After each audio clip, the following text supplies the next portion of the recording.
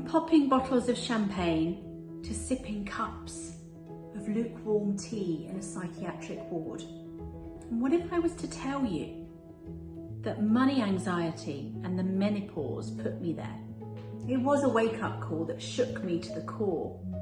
If you've ever had those feelings of crushing overwhelm, debt concerns, living paycheck to paycheck, and worried that you're never going to have enough money to retire,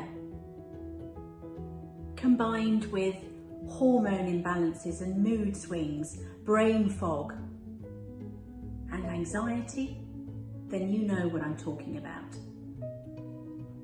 Join me while I share my journey and how ideas that helped me to overcome the irrational anxiety during menopause.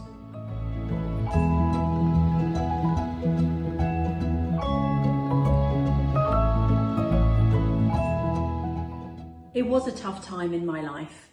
My son was doing his GCSEs. We were recovering from COVID with our businesses. My daughter was struggling at school. And we had planned this massive extension on our house. So to say it was a time of overwhelm is a little bit of an understatement. But I also had titanic feelings of anxiety and overwhelm and the fear that we would not have enough money and that we'd lose everything. I couldn't even do the simplest of tasks and I'd forget things. I couldn't work. I was crying all the time. I couldn't eat. I couldn't sleep. I'd hit rock bottom. I was sent to a psychiatric ward for depression.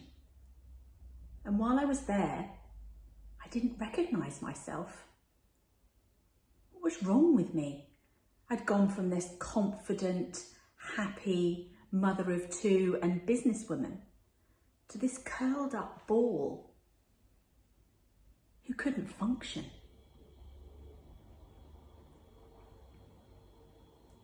I had a choice. Sink or swim. So I focused on my personal development. I read articles, listened to podcasts, and I read an article about financial therapy. And financial therapy has really helped me to understand my self-limiting beliefs that have been there since childhood and how these self-limiting beliefs have created my present position, and how to put financial goals into the future. And it's really changed my life, but I realised that there was something missing and there was something else that was still keeping me unwell. A friend of mine recommended that I read a book by Davina McCall called Menopausing, and I tell you what, this book has changed my life.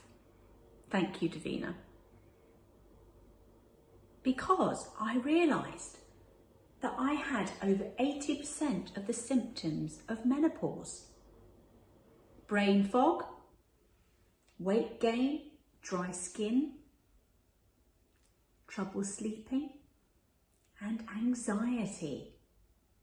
So I went to my GP and I said, could these last 11 months of brain scans, heart scans, blood tests, going into the Priory, all be because of menopause and this anxiety that I'm feeling? She said initially that I was too young and I was 50 years old, and the average age of menopause in the UK for a female is 51.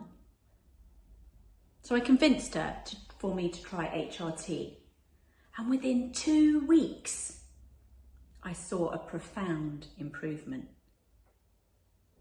And I was able to function again. And I was back to my confident, happy self.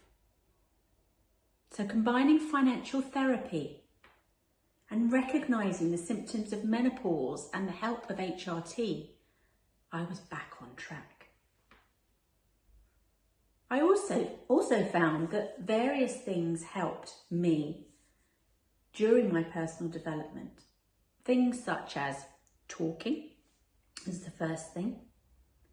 Talking is so powerful, particularly with women, as we connect together to share our stories. Secondly, knowledge. I was misdiagnosed with depression, and had I had the knowledge about menopause, I could have asked more questions, and I could have had that feeling of despair for much less time. Thirdly, your well-being.